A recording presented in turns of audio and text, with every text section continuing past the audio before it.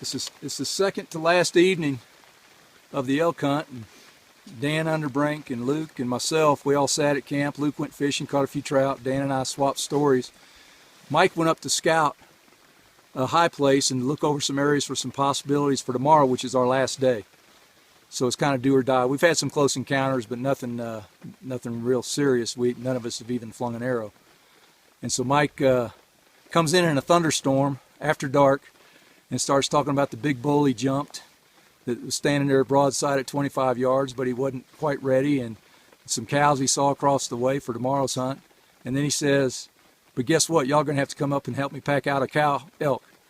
And after he had the encounter with the bull, he walked a little ways and came across a big old elk cow and hit her in the boiler house. And we're going, it's about 9 o'clock at night now. It's pouring down rain. The thunder and lightning are easing, and maybe the rain will ease, hopefully.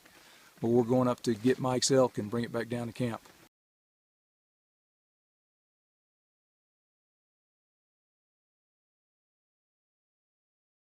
Side of sleep.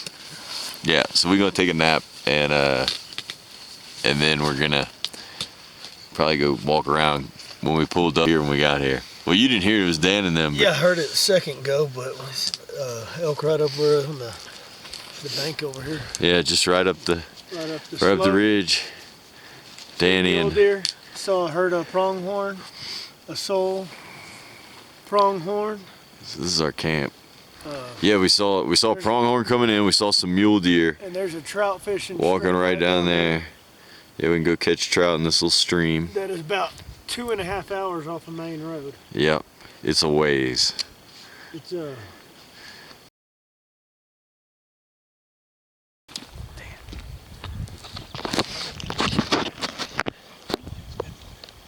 So we're up here at the top of this little nookie thingy, a knob, and we've been bugling this morning.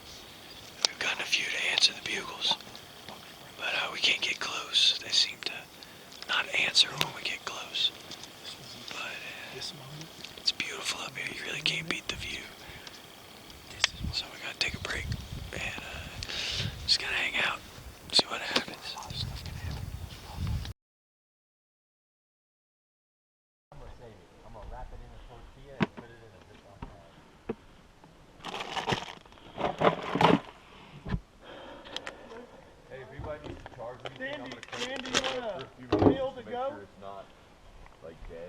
In what sense, Dano?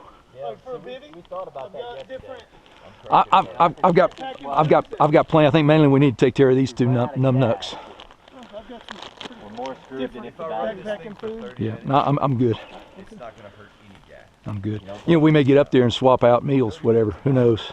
Because I figured we could call a ranger for a dead battery. That's what kind of, like, on the last Pecos trip, we were all sitting around, and I'd been eating the same thing. They'd been eating the same thing. Yeah, it's time to. Anybody want to try this? And they're like, dude, I'll try that if you want to try this. I'm yeah. Like, perfect. By the time this is done.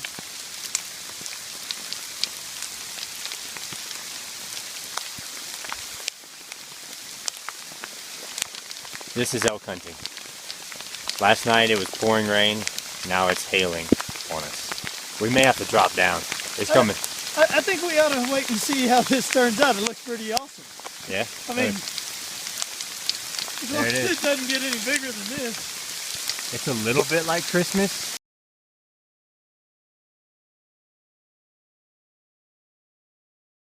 Yeah, I'm gonna get this video right now. Try it. So what are we eating? It's a bolete. Bolete mushroom. Bolete mushroom.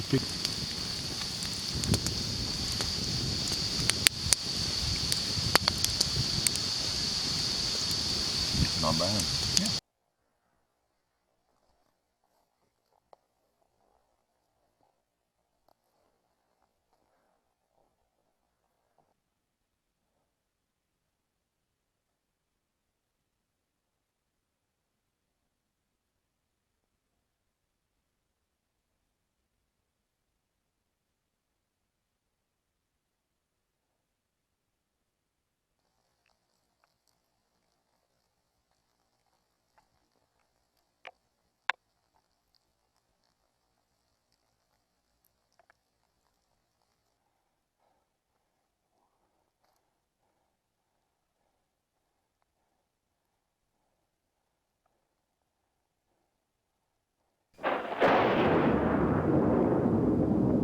down to it. We need to drop off this slope a little bit. You said that was fun being up there, but we don't need to stay up here. Yeah, heck no, not with that lightning. I saw the lightning bolt. God, I've never seen you move so fast. Dude, I saw the lightning bolt. Let's go.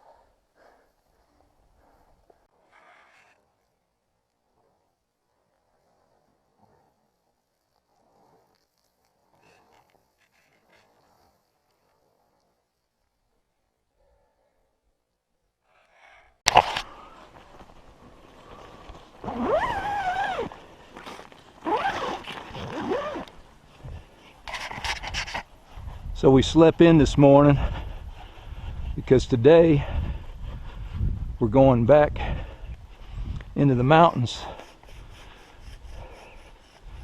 and we're going to bivouac. This is elk camp. There's Luke.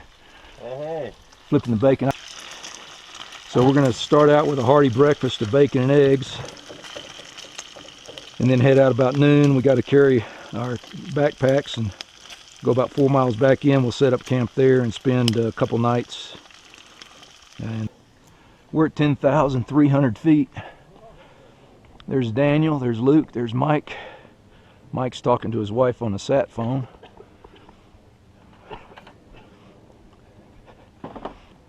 I think there's 10 slices, so you guys can calculate. These eggs this morning.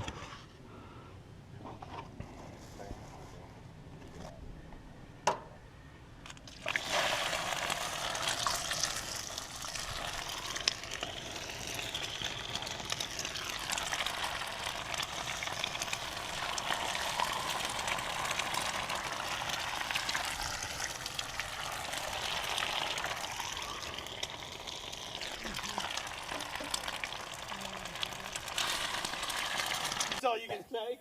We're leaving for bivvy camp. Everybody, That's all I got for you, folks. wave bye. Bye bye campsite. If we're never seen from again. Oh! So we're going about 4 miles up the main drainage we've been hunting. And we're going to go up in there and set up camp so that we can branch out a little further from what we've been hunting over the last few days. Haven't seen many elk, but we're hoping to, if we push back far enough in, that we'll be able to discover some.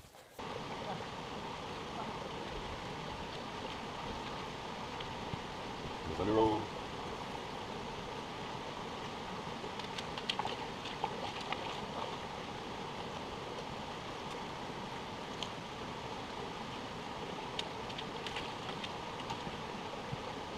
Hey.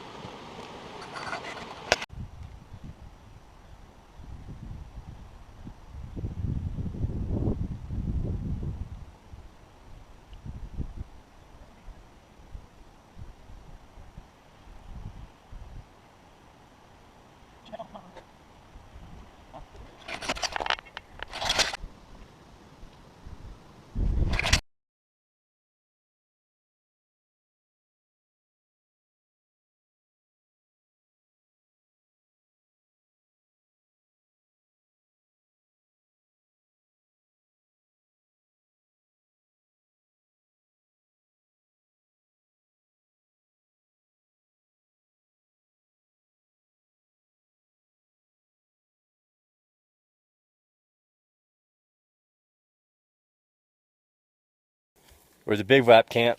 Everybody's set up. So here is my tent, or tarp. This is my home for the next 2 nights. Very simple tarp with poles and a ground cloth. I don't know. We'll see what happens. Daniel's taking pictures like he always does. Mike is doing something. Get the picture of a picture. Oh my gosh. Your mind is blown.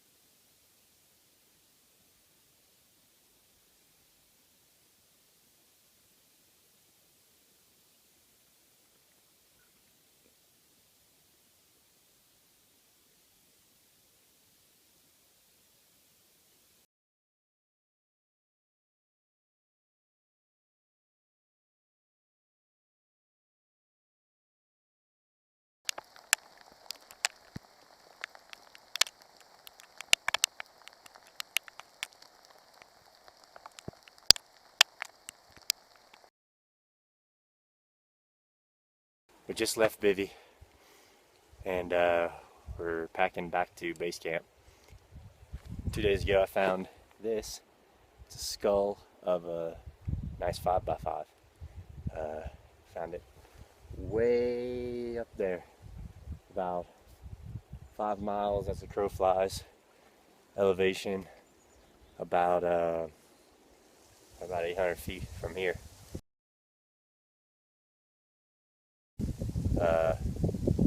In that same area, that same day, we encountered a bull.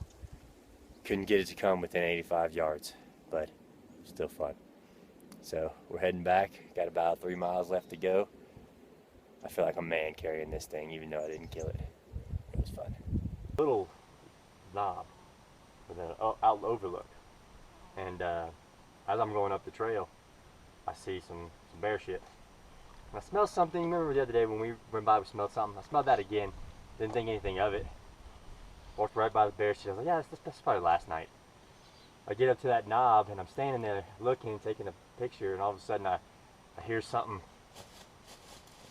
So I turn and I look to see what it is, and it keeps just making noise, and then all of a sudden it starts going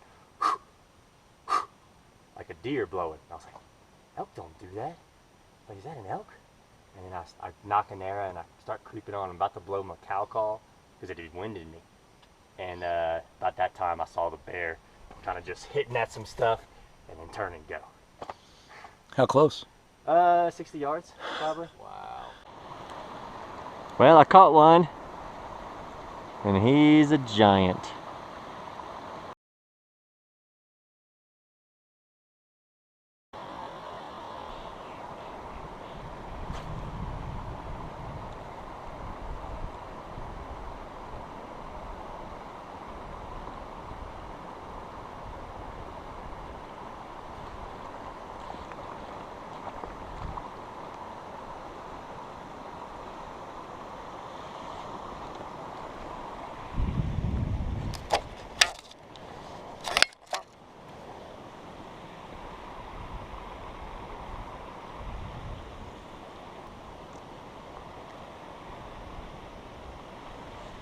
Look how pretty.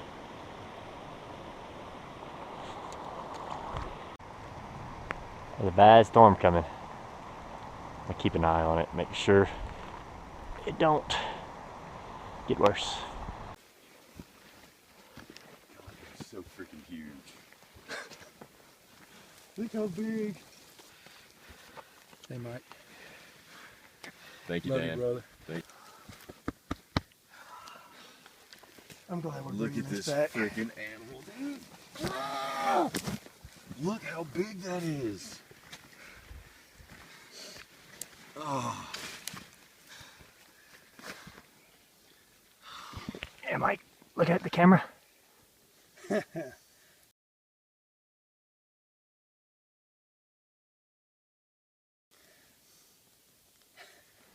awesome. You want to get the story? Mike, you want to tell us about it?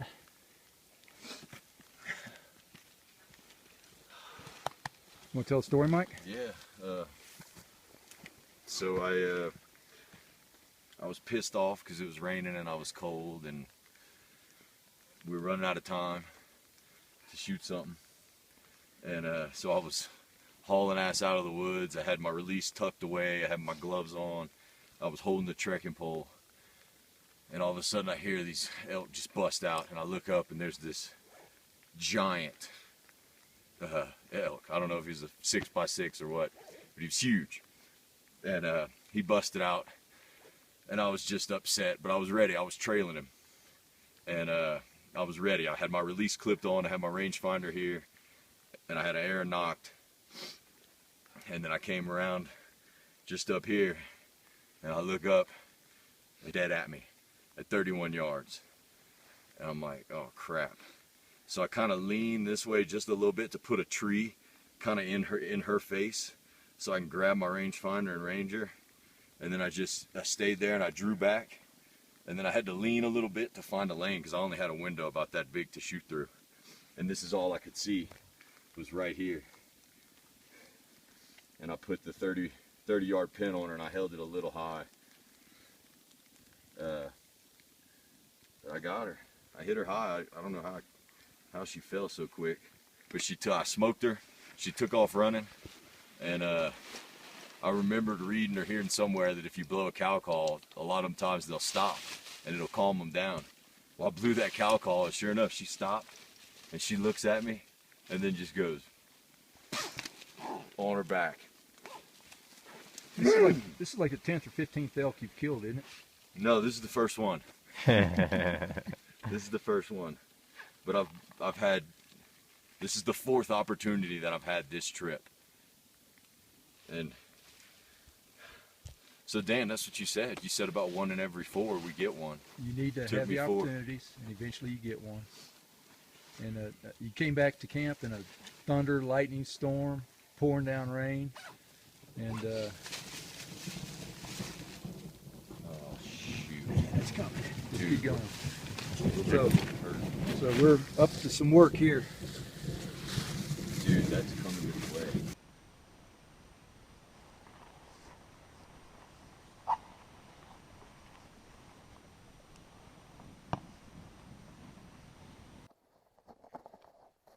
What you doing, Dan? Tearing her down, Mike. It's been a great week though, huh? It's been a week plus. It's been a week plus. We've had everything, good conditions, bad conditions, good elk situations, tough elk situations, but overall it's been just an excellent week. And we got coolers full of meat. We got coolers full of meat. We're going home happy, man. Thank you, Colorado. Yes, sir. So I'm just pulling up at the house from Colorado. See if there's some excited kids to see me. Hopefully, excited wife too. Not too bad. I want y'all to come out and give me a hug. You're so stupid. I probably stink really bad. Daddy, we're going to the zoo today. Daddy! Daddy! Hey guys. Daddy! Here. Oh, I missed y'all so much. Oh. Hang on, I need to get individual hugs too, Mackenzie. You guys. I got some really cool stuff for you. Yay! Yay! You want it now? Yeah! Yeah! Look, Daddy, Crockett is happy to see you. Hey, Crockett. Laney, come see me. I didn't get a hug. Look at the new shorts. Daddy, we're gonna go to the zoo. All right. This is something we found in the mountains. Probably a bone. Is it a bone? Ray's too smart. Can't even surprise Ray. So it's a bone. Wait. Hey, y'all want to reach in there and see? No. Ooh, you got it, Rick. Bone. From what? What is it from? A big elk. That's what it's from. It's from a baby elk. Whoa. A baby. A bear probably ate it. Whoa. That's And then this was just a big giant elk bone I found. Yep. Isn't it? Isn't that cool? Can I keep them? That's a baby Yeah, elk. they're for all of us.